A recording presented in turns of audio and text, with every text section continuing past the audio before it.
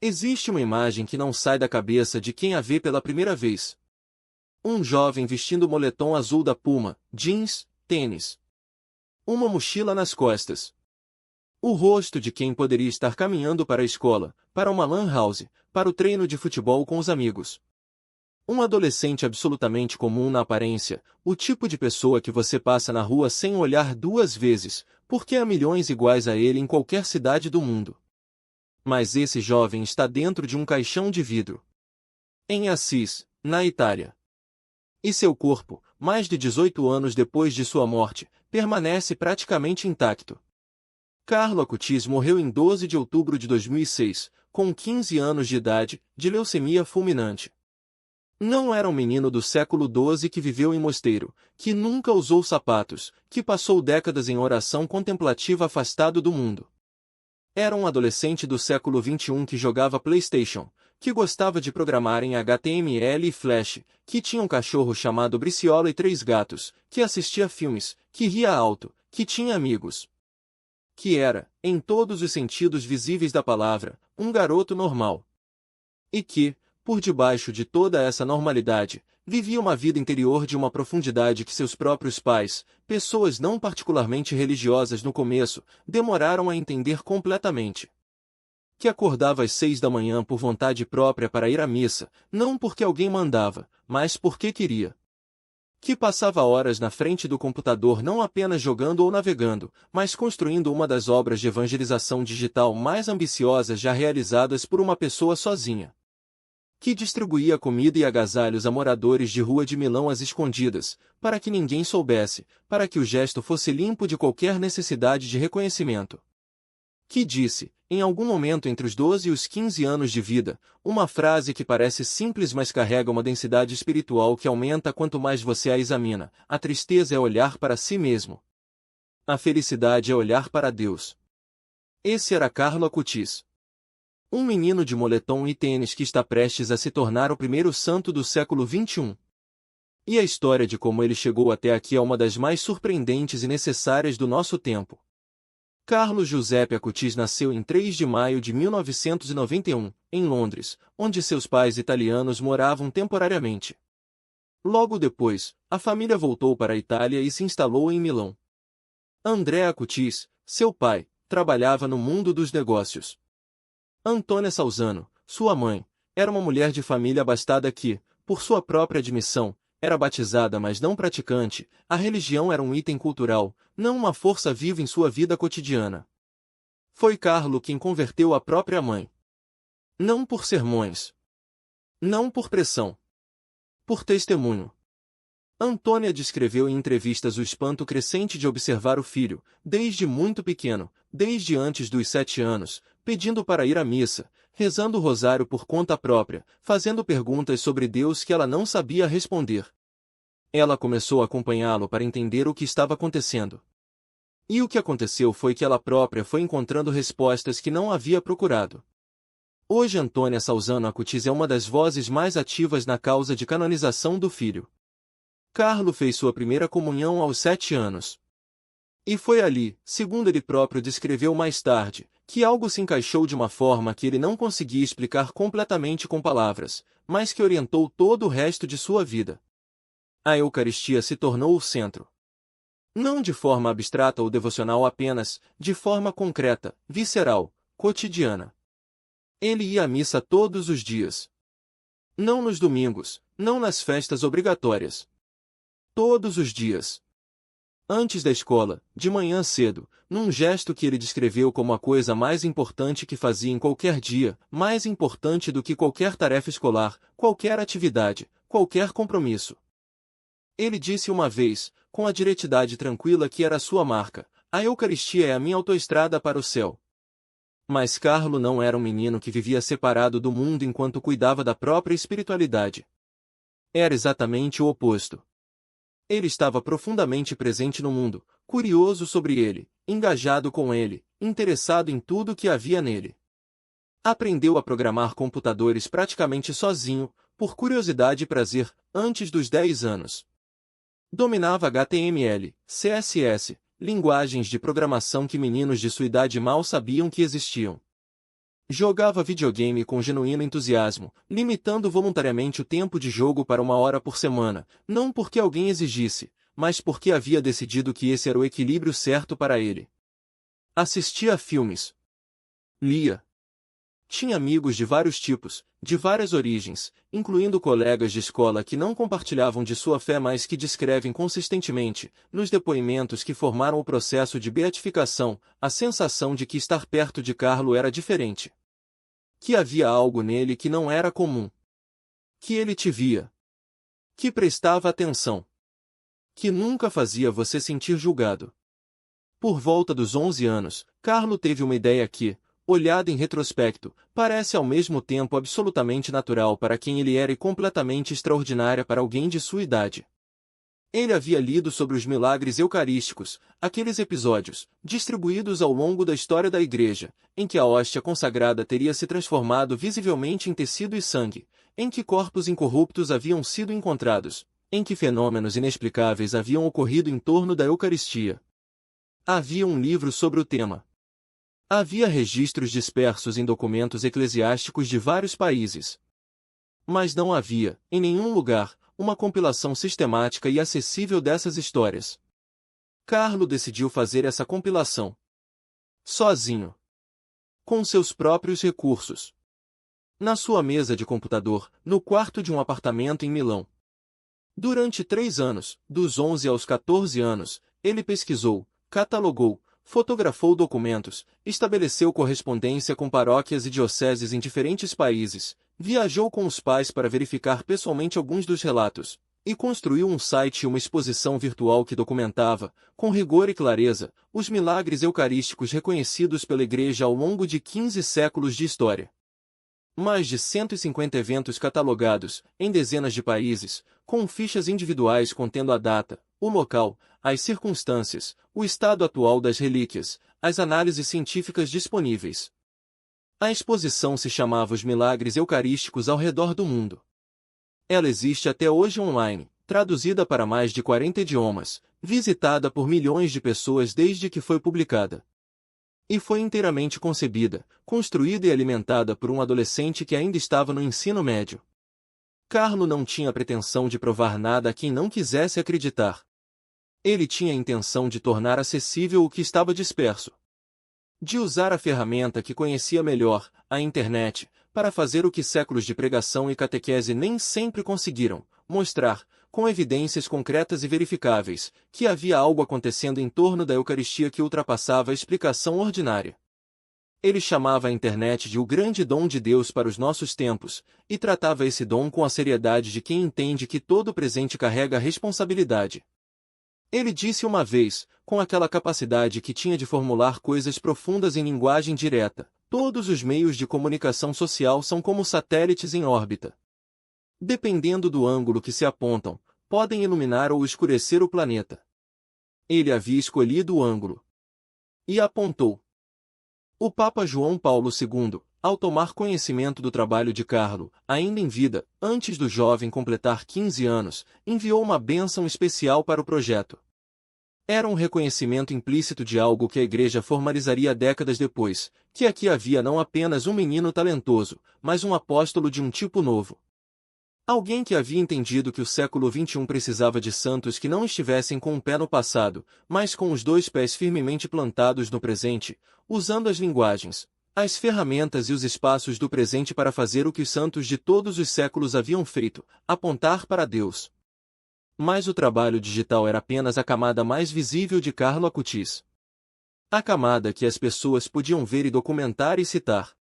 Por baixo dela havia outra vida, mais silenciosa, mais escondida, mais reveladora do que era ele de verdade. Em Milão, Carlo havia identificado os pontos da cidade onde moradores de rua costumavam se concentrar. Não os pontos óbvios, os que qualquer passante reconhecia, mas os cantos menos vistos, as marquises esquecidas, as calçadas onde as pessoas dormiam sem que ninguém realmente as visse. Ele ia até esses lugares. Levava comida, levava agasalhos, levava o que tinha disponível. E fazia isso de forma que seus pais demoraram muito para descobrir completamente, não por desonestidade, mas por convicção. Ele havia lido a advertência do Evangelho sobre a caridade que não quer ser vista, que não quer reconhecimento, que perde algo essencial quando se torna performance. E havia levado aquilo a sério de uma forma que a maioria das pessoas que leram a mesma passagem nunca levou. Sua babá e assistente doméstica, Rajesh, era imigrante indiana. Seu pai era Sikh. Carlo aprendeu o suficiente sobre o sikhismo para falar com ela sobre a fé do pai dela com respeito genuíno, com curiosidade real, sem nenhuma agenda de conversão disfarçada de amizade. Quando ela precisava de ajuda, ele estava lá. Não como quem cumpre uma obrigação de caridade cristã, mas como um amigo que se importa com você. Havia um colega de escola que era alvo de bullying frequente, um menino que por alguma razão se tornará o ponto de descarga da crueldade coletiva que os adolescentes às vezes direcionam para alvos arbitrários. Carlo tornou-se amigo desse menino. Sentava ao lado dele. Andava com ele nos intervalos. Não de forma heroica e visível, não como quem está fazendo uma declaração pública de princípios, mas da forma mais simples e mais difícil ao mesmo tempo, simplesmente sendo presente, simplesmente sendo amigo. A frase mais famosa de Carlo, a que aparece em cartazes, em citações, nos discursos do Papa Francisco, na boca de quem fala sobre ele, é esta: todos nascem como originais, mas muitos morrem como fotocópias. É uma frase que parece fácil de entender na superfície e que se aprofunda quanto mais você fica com ela. Porque o que Carlo estava dizendo não era apenas que cada pessoa é única, isso qualquer cartão motivacional diz. Ele estava dizendo algo mais específico e mais desafiador, que a unicidade que Deus coloca em cada pessoa tem uma tendência a ser apagada. Pelo medo de ser diferente. Pela pressão de conformar. Pela preguiça de descobrir quem você realmente é quando para de imitar o que todos ao seu redor estão sendo. Ele vivia a originalidade que pregava. Em nenhum momento de sua vida curta há registro de Carlo tentando ser o que os outros esperavam que ele fosse.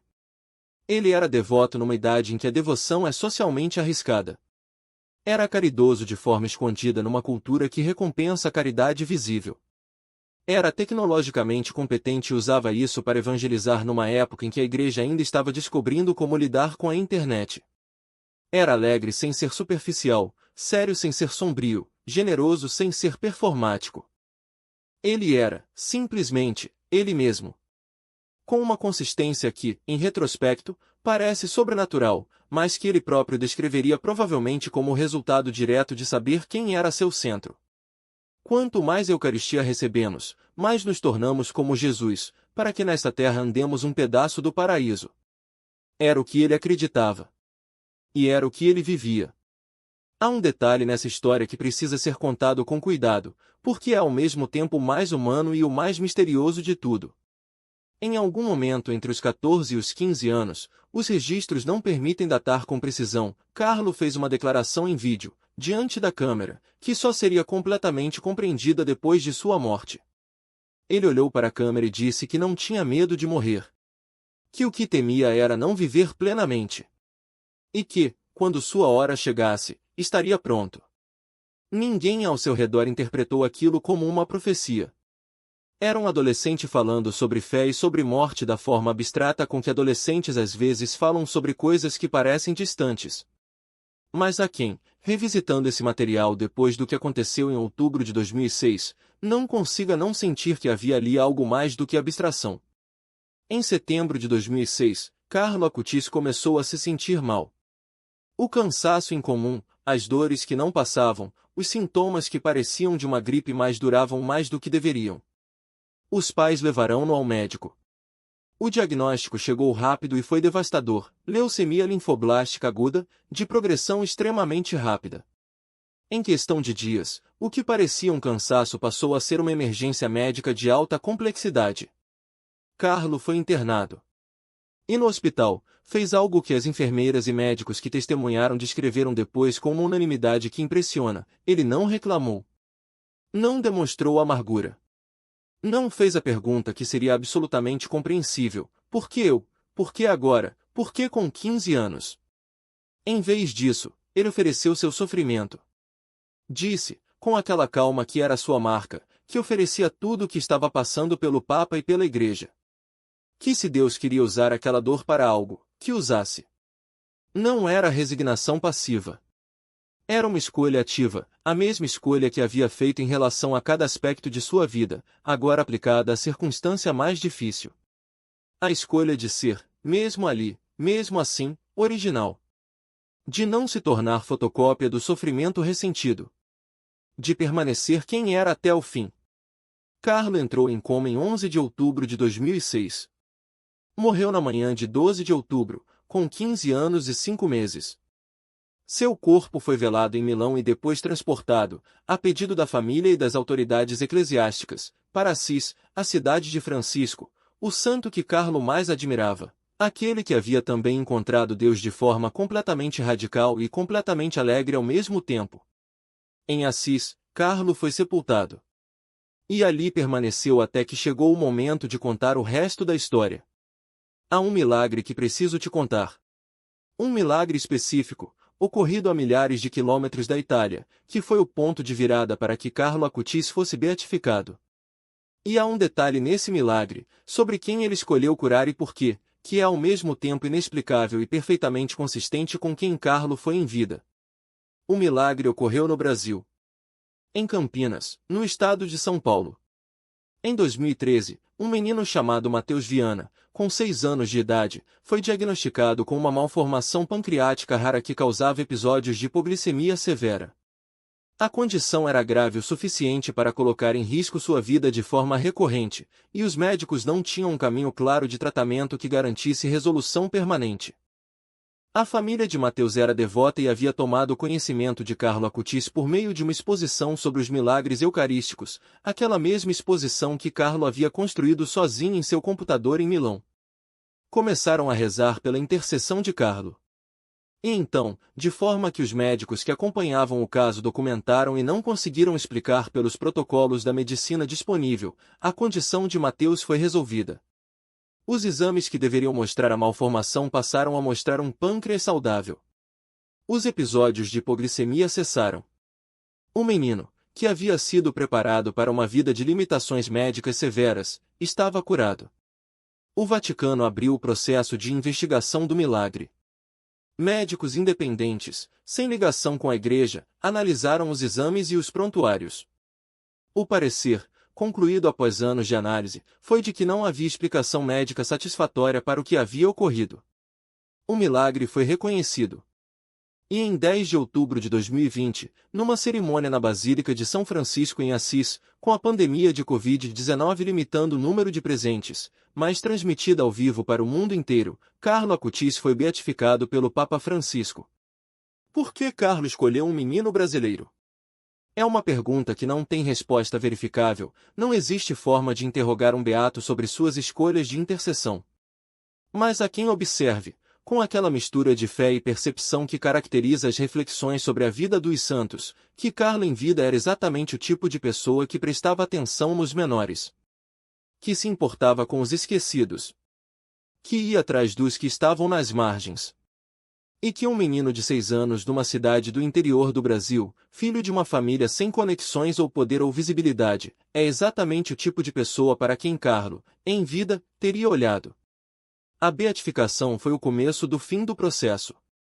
Em abril de 2024, o Papa Francisco reconheceu um segundo milagre atribuído à intercessão de Carlo, desta vez envolvendo uma mulher da Costa Rica curada de uma condição grave, abrindo o caminho para a canonização.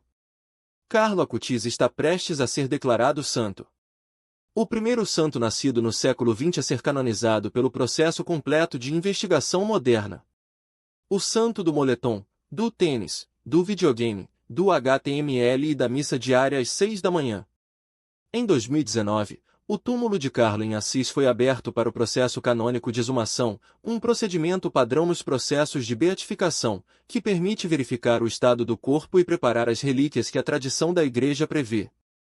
O que os presentes encontraram foi descrito com cuidado e precisão nos documentos oficiais, mas também com um espanto que os documentos oficiais não conseguem esconder completamente. O corpo de Carlo Acutis estava em estado de conservação extraordinário. Para garantir a preservação durante a exposição pública que se seguiria, o corpo recebeu tratamento de conservação, Um procedimento técnico que é padrão nessas situações e que a Igreja sempre esclarece para não criar confusão com os casos de incorruptibilidade espontânea reconhecidos em outros santos. Mas o estado em que o corpo foi encontrado, antes de qualquer intervenção, surpreendeu os presentes. Carlo foi preparado e exposto no caixão de vidro que hoje está na igreja de Santa Maria Maggiore em Assis, vestindo o que ele próprio havia pedido: o moletom, o jeans, os tênis. A escolha não foi da família nem da igreja. Foi dele, um pedido registrado, uma instrução deixada, como se soubesse que esse detalhe importaria.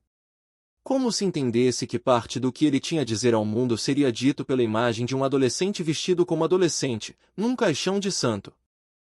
Desde a beatificação, Assis se tornou destino de peregrinação de um tipo novo. Junto com os peregrinos tradicionais que sempre fizeram o caminho até a cidade de Francisco, há agora adolescentes. Jovens de 16, 18, 20 anos, com mochilas e tênis, que ouviram falar de Carlo nas redes sociais, no YouTube, em podcasts, e que fizeram o caminho até Assis para ficar diante daquele caixão de vidro e olhar para o rosto de um jovem que parece um colega de escola. Que encontraram nele algo que não haviam encontrado nas representações tradicionais da santidade, não porque as representações tradicionais sejam erradas, mas porque a distância histórica às vezes torna difícil sentir que aquilo tem a ver com você. Carlo tem a ver com você. Veste o que você veste. Jogou o que você joga. Usou a internet como você usa. Sentiu as mesmas pressões que você sente. E fez uma escolha, todos os dias, em cada detalhe da vida ordinária, que qualquer pessoa pode fazer em qualquer momento. A escolha de ser original. De não virar fotocópia. De encontrar, no centro de uma vida completamente comum, um fogo que não é comum em absolutamente nada. O legado de Carlo Acutis não é um website. Não é uma exposição sobre milagres eucarísticos, por mais impressionante que ela seja. Não é sequer o corpo intacto num caixão de vidro em Assis. O legado de Carlo Acutis é a demonstração, concreta, historicamente datada, verificável em detalhe após detalhe de sua vida curta, de que a santidade não tem endereço temporal. Não pertence ao século XII. Não requer hábito, mosteiro, distância do mundo ou ausência de videogame. Não exige que você abdique da tecnologia, da cultura popular, dos amigos, da vida que você está vivendo. Exige apenas que você encontre o centro, aquilo que Carlo chamava de Eucaristia, aquilo que cada tradição espiritual nomeia de forma diferente mas que aponta para a mesma direção, e que construa tudo ao redor desse centro, em vez de construir o centro ao redor de tudo mais. Ele jogava PlayStation. E rezava o rosário. Programava sites. E acordava às 6 para a missa. Ria com os amigos. E distribuía comida a estranhos sem que ninguém soubesse. Era completamente do seu tempo. E completamente fora do tempo ao mesmo tempo. Essa é a lição. Não que você precisa fazer o que Carlo fez, criar um catálogo de milagres, ir à missa diariamente, limitar o videogame a 1 hora por semana. A lição é o princípio por baixo de tudo isso, que a vida espiritual não é uma alternativa à vida real. É a vida real vivida a partir de dentro. É a vida ordinária feita de um ponto de vista diferente, o ponto de vista de quem sabe que está aqui por pouco tempo e escolheu usar esse tempo de uma forma específica. Carlo Acutis tinha 15 anos quando morreu. Tinha construído uma obra que sobreviveu a ele. Tinha tocado vidas que continuaram a ser tocadas depois que ele se foi. Tinha oferecido seu sofrimento com uma serenidade que não era a negação da dor, mas algo mais difícil e mais raro, a aceitação da dor como parte de uma história maior do que ele mesmo. E havia previsto, diante de uma câmera, que estaria pronto quando chegasse sua hora. Estava. O santo da internet não usou a tecnologia para escapar do mundo real, usou a tecnologia para tornar o mundo real mais visível, os milagres que aconteceram, as pessoas que precisavam de atenção. A beleza que existe em cada aspecto da vida ordinária quando você para de olhar para si mesmo e começa a olhar para o que está além. A tristeza é olhar para si mesmo. A felicidade é olhar para Deus. Ele disse isso com 15 anos. E viveu cada dia como se acreditasse completamente. Nós temos um santo para o século XXI. Ele usa moletom e tênis. Está em Assis, numa caixa de vidro, com o rosto de um adolescente. E está nos dizendo, com toda a eloquência de uma vida que foi curta e completa ao mesmo tempo, que você também pode ser original. Que é possível. Que alguém fez. Que a autoestrada para o céu existe. E que ele encontrou a entrada no lugar mais inesperado, no meio de uma vida completamente comum, vivida com um amor completamente extraordinário.